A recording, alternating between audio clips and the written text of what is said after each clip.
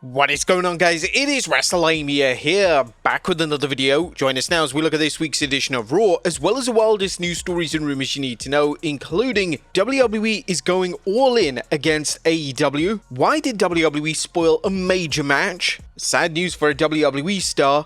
Jim Ross is not retiring. WWE is censoring the crowd, and much more. Be sure to subscribe and hit that notification bell for daily wrestling videos, and follow us on Facebook for exclusive lists. Also check out our new videos on Wrestlelamia XL.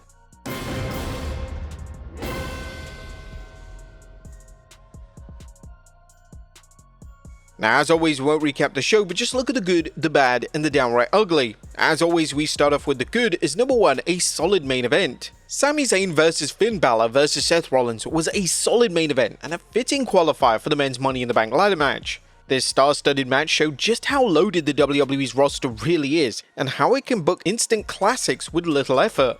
Number 2, Money in the Bank. Rhea Ripley's promo admitting she hasn't lived up to her hype was refreshing because it raises questions about just how far she'll go to win the women's Money in the Bank match. While she really believes that she could be Mommy in the Bank, WWE needs to remind fans why she's Rhea Bloody Ripley and not Raquel Rodriguez. Sorry, no offense to Raquel. Number 3, terrific tag team triple threat. Last night's triple threat title bout involving the Creed brothers, the War Raiders, and the WWE World Tag Team Champions The New Day was another sizzler as all three teams showcased just what made them unique, even if the New Day were dressed as Giant Gonzalez. Although Raw's tag division pales in comparison to SmackDown's, this match really delivered, and now WWE just need to push more teams and find a way to reignite the New Day's once white-hot heel heat. Number 4, Judgment Day drama heats up. Liv Morgan is back from her film shoot, and Morgan has got to be asking what the hell is going on with the Judgment Day, as things looked much different the way she left it.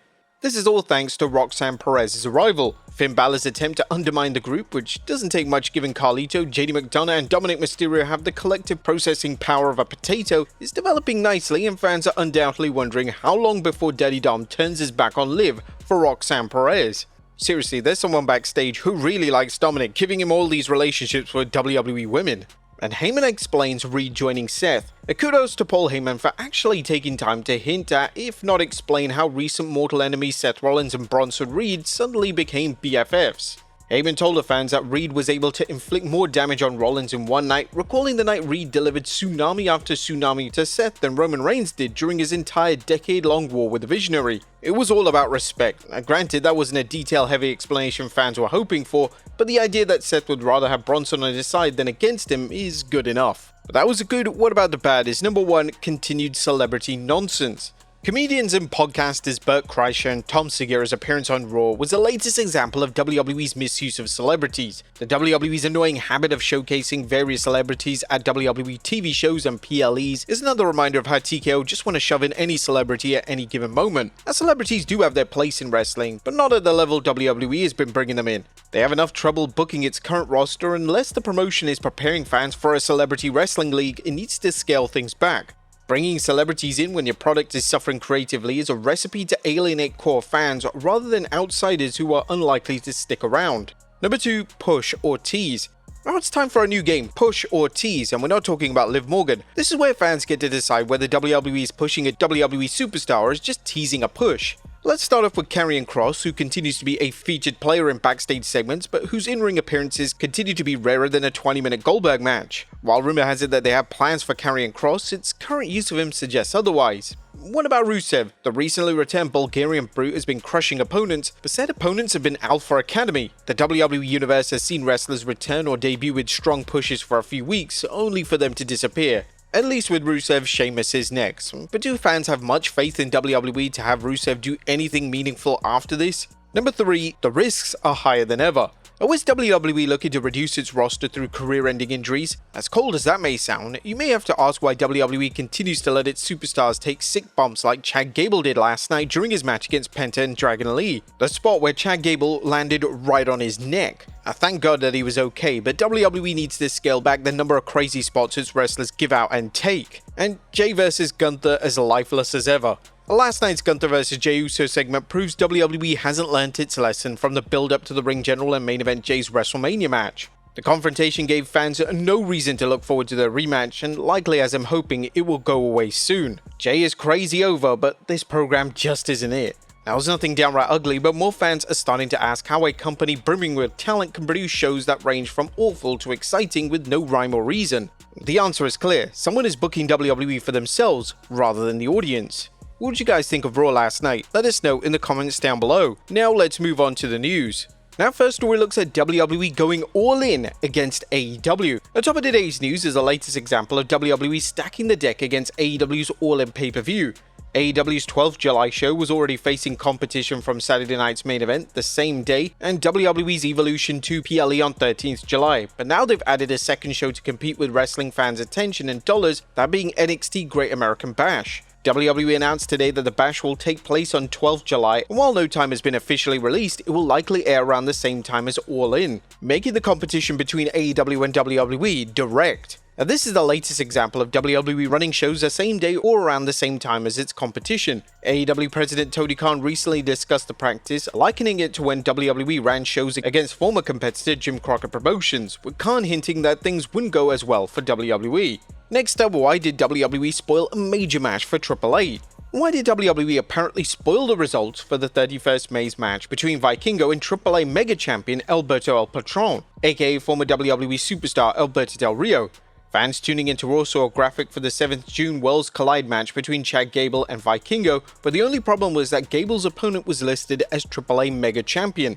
Although the match was reportedly billed as a singles match on the Mexico feed for Raw, it didn't take long for fans to learn of the apparent spoiler regarding the AAA promotion, which WWE recently acquired a majority stake in. Meltzer discussed this during a recent Wrestling Observer Radio, saying, "In Mexico and the Mexican version of Netflix, they had to put up a different graphic, and they didn't mention that it was for the title because in Mexico, in theory, the people would know that Alberto was a champion, but in the United States, they wouldn't know. So that was the mentality for doing this, and they thought that that was okay. And for whatever reason, the mentality was, well, if we only announce it in the United States, the people in Mexico aren't gonna know," not realizing that everyone knew instantly. Has the WWE never heard of social media? Well, this spoiler is a bad sign for AAA fans who were already concerned that WWE's status as AAA's majority partner means anything less than turning it into NXT Mexico. It's also bad news for Alberto Patron, whose future in AAA has to be shaky given the amount of baggage that's keeping him from returning to WWE.